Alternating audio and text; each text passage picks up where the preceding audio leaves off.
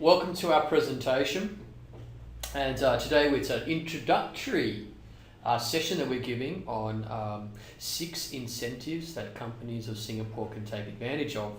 And I have with me today George Matthew. Hello.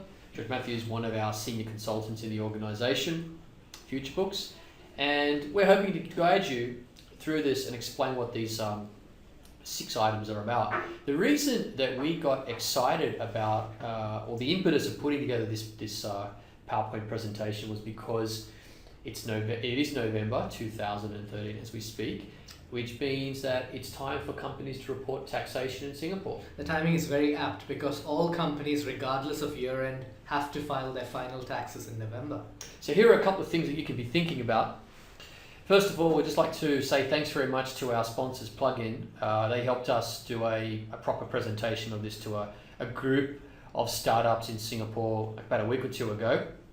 And come back and visit Futurebooks anytime, www.futurebooks.com.sg or .com.asia now, as we've moved regionally. Find out more about our incorporation, compliance, bookkeeping, immigration, that kind of matter. Yeah. All right. Real-time accounting. Now they made me put this slide in, so I've got to put it in. So read it, and let me know when you finish reading it. It was important. Right.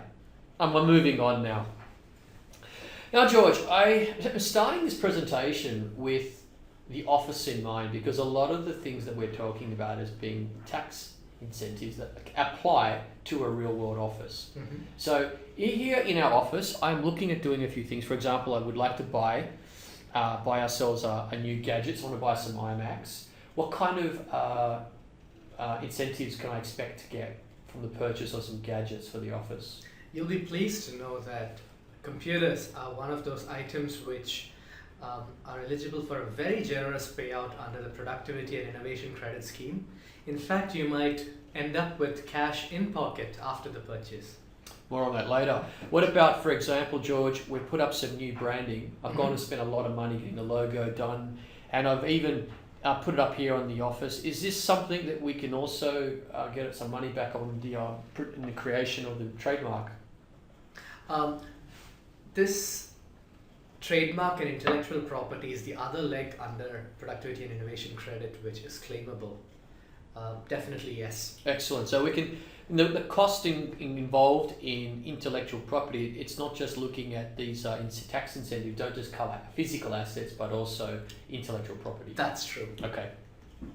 Something else interesting, I'd like to get a chair because I'm sick of sitting on those stools. I feel like a mug. Help me out. You'll be pleased to know this is claimable as well, but under a very straight allowance, which we'll cover later. Is it Section 14Q or is it an asset purchase? We'll cover that soon. That's the interesting question later. Okay, more on 14Q. Anyway, it was also interesting because I want to do a fit out. I've been looking at some interiors magazines, and I'm getting excited about what we could do with the front office. What do you think? Can we claim the reception area, the money that we're spending on the fixtures? It's interesting. Traditionally, renovation and fit-outs may not have been claimable, but now there's been a clarification on that, and that's something we'll cover soon in the slides to come. Okay, very good.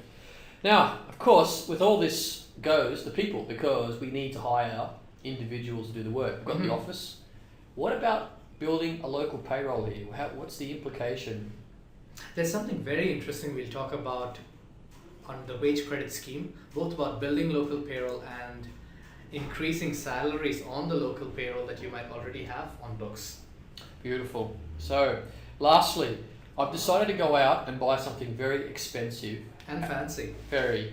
Now, you may say it's not necessary, but I would think that, clients like seeing things like this. It makes them feel good. So, I'm hoping that this is also something that we can claim a tax deduction on. Unfortunately, this is one of the items that's been explicitly weeded out. It can't be claimed. I'll explain why. All right, let's continue with our introduction. Remember, guys, this is just an introduction. We're going to whiz through this pretty fast. We're going to give you the 6, and then later we'll do a separate video as well and show you some 3 scenarios about how these 6 different tax incentives can apply to 3 different kinds of businesses. Okay, so here they are, the 6 of them, and you can see that there's possibly a 7th one. I'm not going to tell you too much about that, but you know, if we feel like it, we might tell you. First off the bat though is the wage credit scheme. Yes. Message here is be generous to your staff. Indeed. Right, and why are we going to be generous to the staff? Part of it is just retaining existing talent that you have on your roles. On the next slide, if we can zoom right onto it, that's how the graph looks like for local salaries. It's been going up for the past 3 years consistently, and so has the CPF contribution. That's the second red line that's going up there. And to meet the salaries increase, you have to go up and produce an increase for your existing payroll.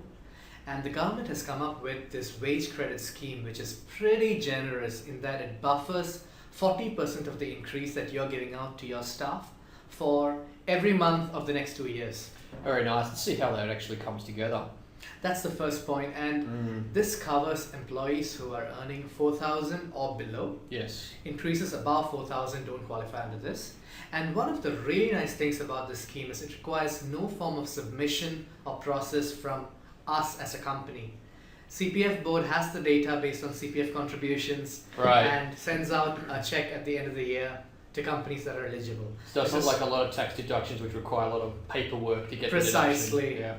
This is valid all the way through 2015 and is specifically for Singapore citizens. Now I noticed that we've got these what we call our riders, but we're not going to really get into these. So we're just going to leave this screen here for people to look at, and I'm going to move on. These are the finer details that are worth looking at when you're looking at the scheme itself. Exactly. So we advise you that if you do decide to take on one of these schemes, go and seek some professional advice, like us. This is professional advice, but we're not going down into the depth that you may need to go into. So stare at the screen because I'm moving on. Now this is a little bit more about the computation. You're talking about this 40%, and it's cumulative, right? It is. That's the cool thing about it. So very simply put, what this graphic shows is in 2013, an employee received $200 additionally every month as a raise, and 40% of that, which is $80, the government funds it. Yes. Come 2014, he received a further $300 increase, and now on the whole 500. 40% of it is $200. $200, and that's how it works out. Beautiful. Very nice. Very straightforward. Okay. Now this is something that a lot of people already know about, and in some ways we didn't really even need to put this one. The startup tax exemption. I think the main reason why we put it in was because we've seen so many startups miss out on this by making two common mistakes. Well, the idea of this scheme, before we talk about those two common mistakes, is that this is supposed to ease your cash flow, because the thought is that for a startup, you're not making the money that you are making, if you are making it in the first year, or you're relying on your capital, is being basically spent. And by not having to foot a large tax bill, hopefully you have some money that you can, say, for example, reinvest into an expansion or what you're going to be doing in the following fiscal year. It's wonderful to not have to think of tax as another item to worry about in those first crucial years. So this is how it works, right? It's very straightforward, this scheme. It's for new startups for the first 3 years after incorporation, and straight up the first 100,000 in income, which is your profit, chargeable profit, is exempt, and the next 200,000 of income has a 50% off the tax bill. That's what it is. These are the riders that we were talking about. You can stare at this screen. But is this where the three... Did you want to mention the mistakes here? Yeah, I'm not going to read through this, but the two common mistakes I've seen. One, where startups have a year which is beyond 12 months. And remember, if your year is 12 months and a day, you take up 2 years of the tax exemptions. That's if you decide to extend your first year beyond the 12 months, right? And you decide to go for even like a 12 or a 13 or 14 month filing, for example. That's very true. And the second scenario that I've seen a lot of startups miss out on is when they receive funding and a corporate investor gets replaces the individual. And the moment there is no individual on the shareholding list, this startup benefit immediately ceases in that year.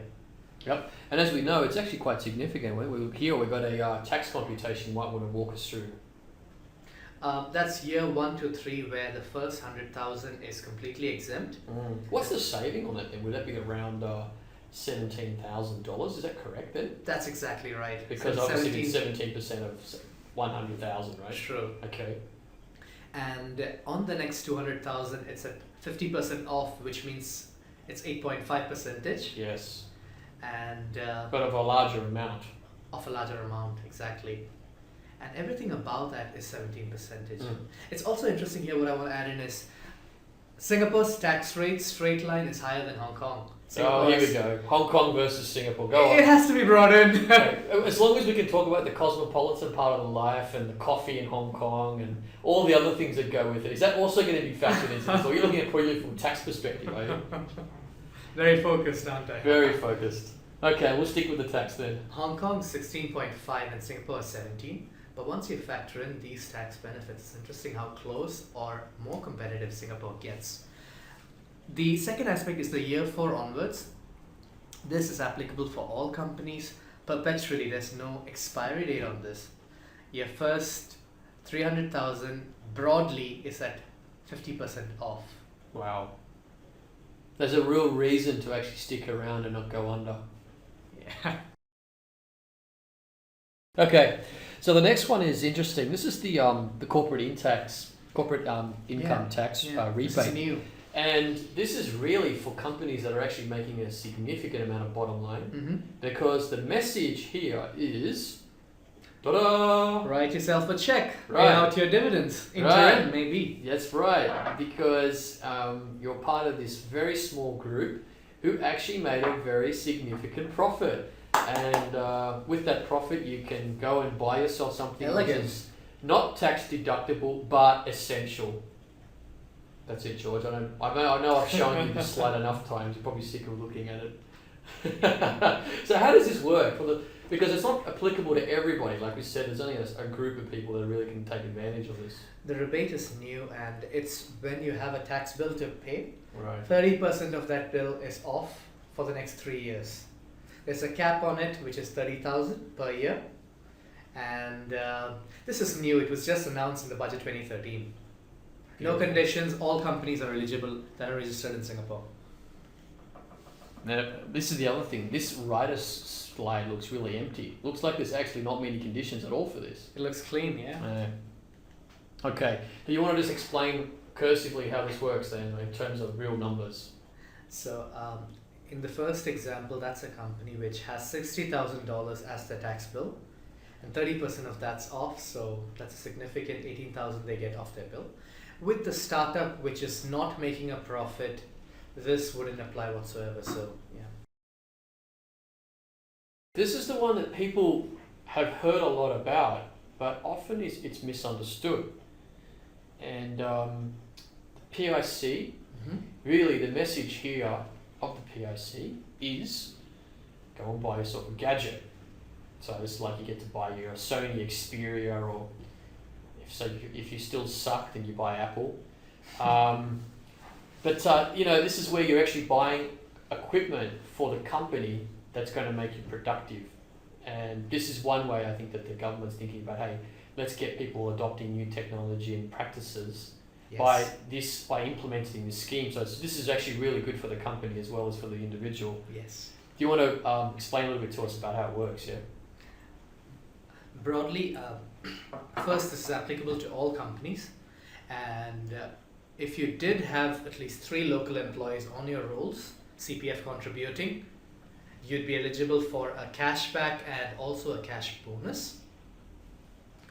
But for all other companies without conditions, regardless of employee strength, they enjoy a 400% tax reduction. And this is ongoing for the next 3 years. And let's look at some examples that will give clarity. Yeah. Okay. So these are our. This is that screen. This one looks very, very jam packed. Can I go past this? Yeah. Thank you. All right. So here are some of the things that we can do with it. Interestingly, it's training internal and external, right? It is, and the internal training part is something that's little known. If you're doing structured training within your own company for a significant subset of employees and there's material, that's something that's claimable up to $10,000 every year. which is fantastic. That's money being received for an activity you're doing within your organization. Trademarks is something we touched upon earlier.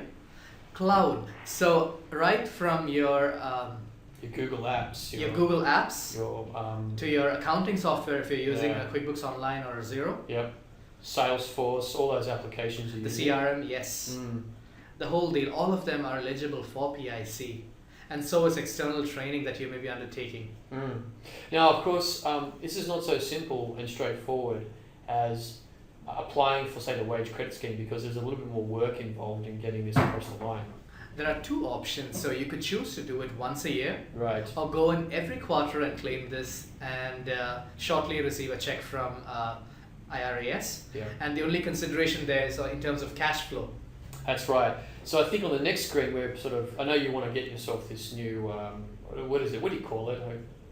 It's called the iPad Air. Thank you, an iPad Air. Right, it's full of hot air. But It's beautiful. So in this particular, one particular way you could do it is with the PIC cashback plus the bonus on top of that. And the reason the company might be interested in doing it this way is because this is really going to ease a cash flow issue as opposed to a tax issue for this particular Very company. true. Okay, and we can have a look now and see what this computation looks like. So this is in a situation where the company's more interested in cash flow. They might be looking at this computation. And does have 3 CPF contributing employees on the rolls. Right. So they go out and they buy the beautiful iPad Air, and that's $1288. And 60% of it comes right back as a cashback. And then there's a cash bonus which matches you dollar for dollar for the iPad Air, which means your net result is you are in pocket. You've received back $2,060 and you have your asset. It's absolutely amazing. It's smoking. Yeah, people don't realize how cool that is. And the other way, of course, is that some of us may not be eligible for the cashback. So here's the other way of looking at it.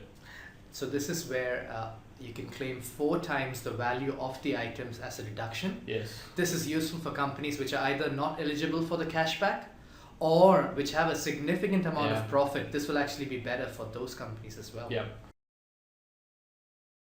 All right, so here we go. We're looking now at the angel investors. I mean, this is an interesting one because it's actually got nothing to do with company tax, but we decided to include it in as part of the 6. It's a really personal tax, but Yeah. it sort of ties in so closely to startups and Yeah, so we figured you'd want to hear about this one, so we thought we'd put it in. And the message here is, whoa, hallelujah.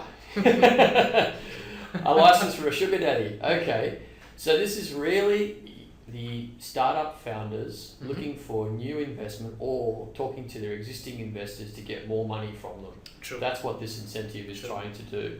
And George, how does it work?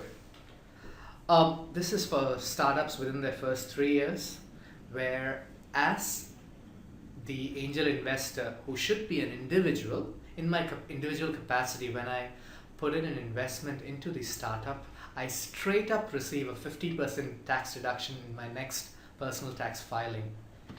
My minimum investment has to be 100, and every year I can put all the way through 500,000. Beautiful.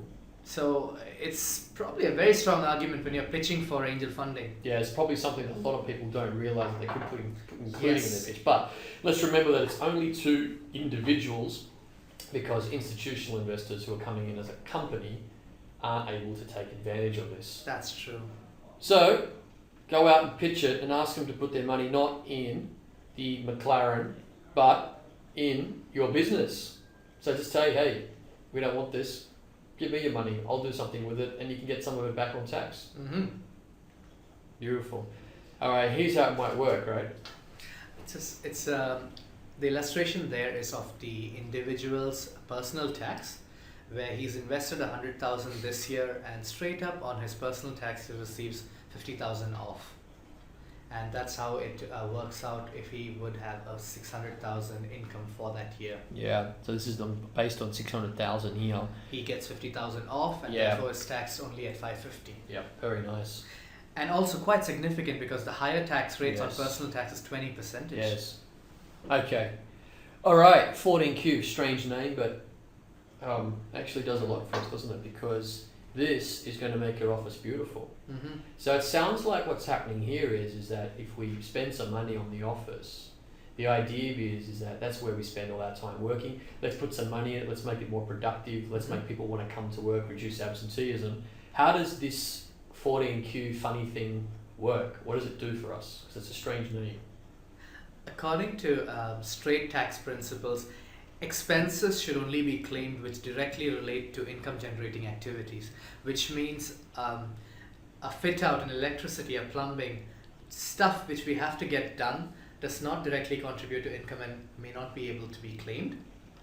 But there's a 14Q renovation section that IRAS has come up with, which allows for up to 300,000 of such kind of expenses to be deducted. Right. There are a few things they've explicitly disallowed though. Well, we're about to find out, I suspect, what they are. So there you go, writers, not many. And here are some items that I'd like to purchase for the office. As you can see, I've already got clearance from finance to do so. And I've gone and bought us one of these. Very comfortable looking thing. Yeah, you can see over here, that's where you put the laptop, you see. That's what you claim always. Yes, you put the laptop here and the leads come out the back of it. Very, very nice. Now, we can claim it, right? Because I bought it now, so I hope we can. This is actually straight. Because it's a piece of equipment that's going to be used in the office, it's an asset purchase. Right. And can be claimed. But not under 14Q. Not right? under 14Q. Right. This is a classic asset purchase which you can claim. Okay, so not here, but yes, still claimable. Now, what about our smelly carpets that the dog peed on? We really need to fix something. Carpets are something which traditionally would not be claimable, but under 14Q is claimable. Right, excellent. Yes. Okay, two more things, right? I have bought out and I bought some more artwork from that local fella, Jonathan Leon. He does some fantastic artwork and I'm going to hang it up around the office and naturally I'm going to want to claim it. It's distinctive. It's part of the brand. It really, I think this will bring us more business. I think you have a strong argument there, you know. Sticking to my agenda, the artwork unfortunately is something that is explicitly disallowed both under traditional purchases and Section 14Q. Okay, I'm going to be taking that out of my personal then. And what about this little antique rolly that I bought that I'd like to pop into near the Farees where it sits at reception? Surely that's tax deductible. It looks good. Unfortunately, antiques come right along with artwork and is explicitly disallowed by IRAS. There you go. All of the items mentioned here, except the carpet, are claimable under 14Q. The others are not, except the new furniture, which is claimable under the standard asset purchase. Asset purchase. Okay. And these are computation here. Is there anything that you'd like to highlight, except the fact that this is a very complicated slide? I agree. We could have probably simplified this. Very broadly put, all it means is up until 2011 there was only 150,000 that was claimable, and now that's become 300,000. Okay, I'll take your word for it. I'm not reading this slide. All right, so this is the interesting one, which unfortunately is about to expire. True, but part of it, right? And we're not going to tell the audience what it is.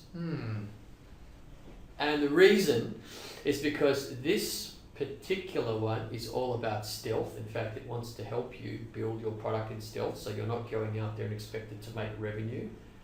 And it's a very cool item and quite generous to startups. Yeah, this is a really good startup one. But you know what? We're not going to tell you what it is. You can go and Google it, or you can come and ask us. But we'll tell you how it works. You'll probably end up telling them anyway. All right. So this is what some of the possible names that it could be. You can guess. It's actually none of them. Now moving on. This is how it works. It's for startups that are innovating in a product, researching a product, and have that nature of expenses.